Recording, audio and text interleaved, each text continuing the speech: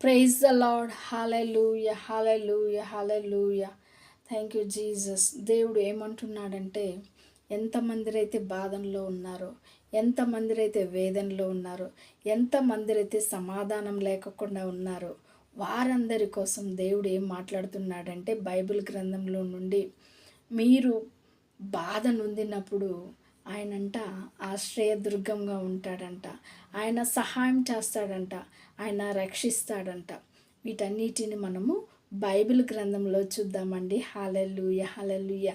కీర్తనల గ్రంథము 37 అధ్యాయము 39 వచనంలో దేవుడు ఏమంటున్నాడో చూద్దామండి. హల్లెలూయా. బాధ కలుగునప్పుడును ఆయన వారికి ఆశ్రయదుర్గము, యెహోవా వారికి సహాయుడై వారిని రక్షించును. హల్లెలూయా. వారు యెహోవా శరణుజొచ్చి ఉన్నారు గనక. హల్లెలూయా.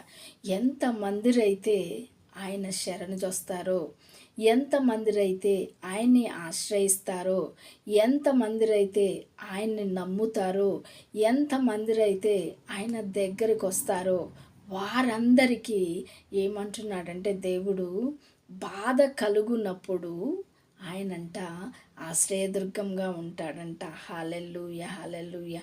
Thank you Jesus, thank you father, thank you lord, holy spirit God. ఆ విధంగా దేవుడు మనని రక్షిస్తాడంట, సహాయం చేస్తాడంట. వీటన్నిటినీ దేవుడు మనకి సహాయం చేస్తాడు. కాబట్టి మనం ఏం చేయాలంటే ఆయన్ని నమ్మాలి. ఎప్పుడైతే నువ్వు నమ్ముతావో నీ బాధల్ని, నీ వేదనల్ని, నీ కుటుంబంలో సమాధానాన్ని, వీటన్నిటినీ యేసయ్య తీసుకొని వస్తాడనమాట. అందుకోసం మనము ఆయన్ని నమ్మాలన్నమాట. నమ్మటమే కాదు, మనకేం కావాలో ఆయన్ని అడగాలన్నమాట. ఎప్పుడైతే నువ్వు అడుగుతావో తప్పనిసరిగా నువ్వు అడిగింది దేవుడు తప్పనిసరిగా ఇస్తాడండి. Hallelujah. Thank you Jesus, thank you father, thank you Jesus. యేసయ్యానికి వందనాలు.